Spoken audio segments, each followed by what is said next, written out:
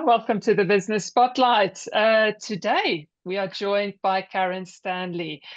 She's an expert writing mentor, publisher, and an author of 14 published books. Do I have that right? Yeah, Excellent. 14. Brilliant, Karen. It's lovely to have you. Thanks so much for coming on to the Business Spotlight. I'm going to start straight with my first question. Tell us a little bit more about what it is that you do, for how long have you been doing this, and just a little bit what that journey's been like for you up to now. Okay, thank you. I'll give you the edited version. I was a teacher for about 20 years. I was an assistant head teacher for quite a long time. And obviously, I was always passionate about books, and I taught literacy writing for many, many years. And then in about 2011, after just a chance conversation with my husband, who we'd been having a conversation about something, and I said something, and he said, "Oh, that's a great title for a book, Karen." And I said, "Yeah, do you know what? I think I'm going to write it," and I did, and it was as quick and as bizarre as that. And 3 months later, I'd written my first book. It's called The One-Legged Lady from Balmoral Road. I'll let you do the assumptions about what that. But I write a lot of women's fiction, what they call chick lit. I love, funny kind of satirical kind of reading myself, and that's what I like to write. So I wrote that book, and then people loved it, and they said, "Oh, you're going to write a sequel?" And I was like, "Oh, am I? I don't know. Am I?" So I did. And then really it's gone on from there, my own writing journey. And as a teacher, obviously, I've always enjoyed children's books. So I've written 5 children's books and 9 women's fiction books to date. So that was kind of how the writing started. Absolutely loved it. But my publishing journey was really bumpy because it's quite a cutthroat industry. There's a lot of people out there with not huge amounts of integrity, I'm sad to say. And also, when you're naive and you don't know what you're doing, it's really, really difficult. So my first book, I wrote it in about 3 months, and then I thought, oh, well, I'd really love to get it published. I had no clue at all. I got approached by a vanity press, which is they're quite predatory. They sort of prey on new budding authors. Lots of people have got kind of horror stories about them. They're really expensive. And it was a terrible service. They hadn't read my book. It was shocking, and it was just awful from start to finish. So that kind of took the wind out of my sails a little bit. Then I found a company, and I decided I would try and self-publish. I didn't really have the technical ability, so I enlisted the services of someone. It was all right, And then I carried on writing whilst I was teaching back and forth. And then I actually got a traditional publishing deal for my next 2 novels, so the sequel to The One-Legged Lady and the next novel, and that was great. The publisher did everything for me, but I was quite disillusioned because I thought they would do the marketing. When I got a publishing deal, I was like, "This is it, I'm home dry. Watch out, JK, here I come," and I thought I was sort of home dry. And then I soon realised that they don't really do the marketing for you unless you're somebody famous or well known, because it's sales and marketing is a long, arduous process. So anyway, that didn't really pan out as well as I'd hoped. Carried on writing, got to about book 9, and I thought, gosh, I'm just always butting my head against a brick wall. I don't really feel like I'm getting anywhere. Maybe I'm just not cut out for this. I had kind of thoughts of giving up. And then I met a lady who ran a hybrid publishing house, which is kind of what I do now. And I learnt more from her in 5 minutes than I had done in the last 5 years, which is often the way, isn't it? And she helped me to, it's kind of like assisted health self-publishing. So you keep all of your rights and royalties, you still do your own marketing, but that person will help you with the uploading and the getting your book out there and ISBN numbers and all of that stuff that you need to know. Anyway, she was amazing, and my journey sort of went from strength to strength after that. And then about, oh gosh, it must have been about 8 years ago, I finally left teaching. I went to work for a water company, and I wrote a couple of books for them while I was there. I was doing all of their educational outreach, writing their schemes of work, corporate partnerships, all of that kind of thing, as I have masters in environmental conservation, so it was all around sort of river ecology and that kind of thing. And then in 2020 they decided to get rid of the education team, and we all got made redundant. And I thought, oh my Lord, right in the middle of a pandemic, I was like, well, I don't really know what I'm going to do now. This wasn't part of the plan. If I had a plan, I had sort of drifted a little bit. And I thought, do you know what? Maybe this is the shove that I needed. So I started a writing academy, an online writing academy. I had 5 writers join me who'd never written before, and I coached them from idea through to finished book. We got to about August of 2021, and they was sort of close to finishing. And they said, "Oh, you know, what are we going to do with these books?" And I said, "Well, we're jolly well going to publish them. You know, we haven't put all this work in and we're just going to leave them in a cupboard." And they said, "Well, you know, how are we going to do that?" And I said, "Do you know what? I'm going to start a publishing house. How hard can it be?" So I started Mabel and Stanley Publishing, named after my dog, who does nothing in the business apart from look beautiful. And I helped them all to publish. They published in December 2021. And then I floundered around for a little bit to kind of find my direction, which is often the way with new businesses, isn't it? It's a lot harder than anyone would dare to tell you. But now to date, I've been in business for 4 years. I've just won runner-up for Businesswoman of the Year for the Kent Women in Business Awards. And I've published and mentored just over 60 writers now in a whole range of genres. So I help people to write books, I help people to publish books, everything from idea to published and everything in between, basically. So that's what I do in a nutshell. That's such a rich story that you've got there. Thank you for sharing that, Karen, and congratulations on the award Thank that you've you. won. Very well deserved for sure. So what's the biggest lesson that you've learned in this journey? Crikey. I mean, as a business person, do you think? Is that what you're asking Yeah. me? As a business person? Oh my Lord, there's so many. I mean, and there's been lots of tears and tantrums along the way, I can tell you. A really good friend of mine, she's an excellent woman in business herself. She kept saying to me, "Karen, just trust in the process, trust in the process." And I was like, I can't afford to eat. I haven't got a lot of trust right now. It's you know, I'm finding it really difficult. And I think one of the hardest things is when you start your own business, you suddenly have to be jack of all trades. I'm not a huge fan of sales and marketing. And one of the roughest lessons I learned was you have to jolly well be good at sales and marketing, else nobody's going to know you're there. That was a really tough journey. And you have to really suddenly become an expert in all kinds of things, because when you first start, you haven't got the revenue to get so many people on board. As you grow, then maybe you can kind of outsource that work. So you have to become proficient in lots of things. So the learning curve is steep. But I do believe what she said, you do have to trust in the process. You have to not be scared of failure, because actually your biggest lessons are when you mess things up.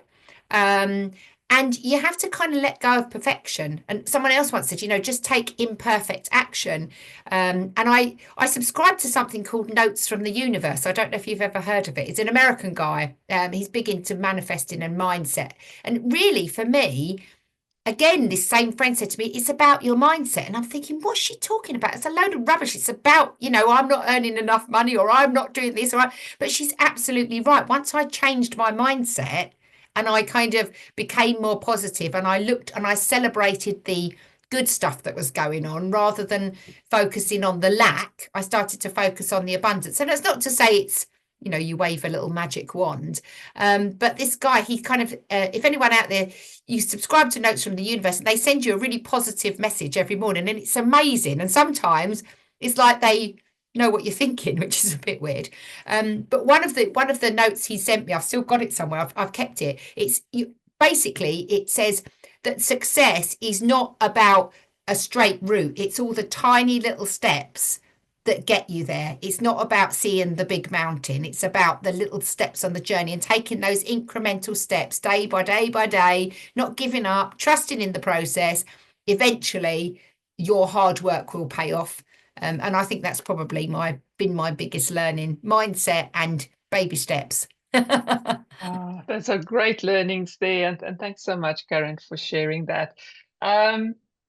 So writing a book. Okay. So for entrepreneurs out there and business owners, is it something they should consider? Would you recommend that you know, business owners think about writing a book? What's the value of that? Well, I'm obviously going to say yes, aren't I? Yes, my husband always says, don't ask a barber if you need a haircut. Yeah. No, don't bother writing a book. You know, in all seriousness, though, I've helped a lot of business owners to write books. And one of the things I do say is you will never create a lead magnet like a book. And if you think about all the people that you would love to work with in the world globally, let's face it, we live in a digital world, don't we? We can easily have international. I've got clients in America, I've got clients in Ireland. I couldn't do that if I had to, march there myself. But the thing about writing a book is, number one, it's amazing for your credibility. It's brilliant. It's your voice in your absence, essentially. It's everything that you want to say. It's everything that you want to tell the potential client, new customer of yours about yourself, where they can read that in the privacy of their own home. There's no pressure. They can really get to know, like, and trust you through your words if you do it correctly. And again, we know people buy from people, don't they? So they want to buy into you as much as they're going to buy into the book. And it's just a fabulous calling card. It's just a fabulous lead magnet. One of the other great things about it, I mean, if you're looking for social media content, you write a book, you've created a whole year's worth, haven't you, right there in one go. And actually, I think I achieved between sort of autumn and this year, I've really kind of sussed the formula. I think I helped 11 authors to get bestseller status, which is really great for their kudos. And one lady, I helped her to write her business book. She's one of my mentees. She said, I can't tell you how many more calls I'm getting now. She said, since I wrote the book, she said, and I don't really know why, but it's that kind of, drop the pebble in. It's the ripple effect, isn't it? That people start to take up and sit up and listen. People are still quite rightly impressed if you've put pen to paper and you've taken the time to write a book, because it's no mean feat. It's quite a big achievement. So yeah, I think for your brand, if you get it right, if you consider it as very much a part of what we do, is think about what your goals and objectives are for that book, and never lose sight of the fact that this is part of your funnel. So make sure you know where you want to send the people, how you're going to send them there, and then it can be absolutely invaluable, I think. Yeah. Brilliant. So you've heard it, yeah? It's time to write a book. Right. So for you, Karen, what would you say is your key to success? I'm pretty pig-headed, I think. I don't give up easily. I've got a very creative brain. I think I'm blessed and cursed with that. My brain is like, I sometimes describe it like a bowl of worms. It's always wiggling and moving, and something's happening in there. And whilst that can lead to a few sleepless nights, I think that is my superpower, if you like. And as a teacher, I always love planning and creating and finding solutions to problems. So I do think that's probably one of my strengths, is that I'm quite creative. And also that I also am passionate about what I do. I love what I do. It's such a honor to help someone write their book and to see their success, and know that you've been incremental in that journey. So I think my advice to anyone kind of starting a business or thinking about starting a business, make sure you love what you do, because joking aside, it's really hard work, and there will be times when you doubt your sanity. I've never had so many highlights since I try and hide all my grey hairs, but it's difficult, it's hard, and it can be quite lonely because it's just you on your own. So, and the other thing I would say, and I know you'll back me on this, network. Get out, meet people, find contacts. These things might not always happen right now, but that ripple effect, the way I met you was because I went to a networking group that you happened to be at. I then went on one of your workshops. You then came into, it's just that ripple effect, isn't it? So, be careful who you surround yourself with. Surround yourself with the right people, and they will also kind of buoy you up a bit, hopefully, if they're the right people when going gets tough a little bit. That is just such powerful advice there, because that was going to be one of my questions. What advice would you give? But yeah, I think any other advice you would give to someone starting out, so kind of new into a business, what advice would you give them? I think fundamentally, get your inner circle right, because I've got friends, and surround yourself with people who inspire you and who are achieving. I don't think, you don't need to compare yourself to other people, and you're not trying to mimic other people's journeys, but you can learn so much from others who've kind of been there, seen it, done it, and bought the t-shirt, and who will champion you, who will kind of build you up. And also this same friend I'm talking about, there were times when she spoke to me and I came off the phone and I cried, because she was like, wasn't afraid to give me a bit of tough love, always kindly meant. But actually, sometimes she said to me, Karen, pick yourself up, get on, stop, that's enough. You can't keep focusing on that. So I think your inner circle is really, really important. I also now, and again, I know you're going to really agree with me here, I do now have a business mentor that I work with. That's not always a luxury you can afford in the beginning. And it might just be a fellow person in business who holds you accountable, who keeps you on track. But that's really important for that camaraderie, that support, that kind of feeling like you've got someone there, or just a sounding board, just going for a coffee and saying, what do you think about this idea? Do you think it's rubbish? Or what would you do in this situation is really nice. And just don't beat yourself up. Don't beat yourself up. If it goes a bit wrong, it goes a bit wonky, you haven't, I had to do so many things to keep my business afloat. I for a while I was doing supply teaching, which I wasn't really in love with teaching anymore, and supply teaching is really hard work. I even had a job on the reception in a caravan park for 8 months. Not many people know that about, but I was so determined to make my business work. So, I took that job because I could do some sneaky work on my laptop at the same time. Sorry.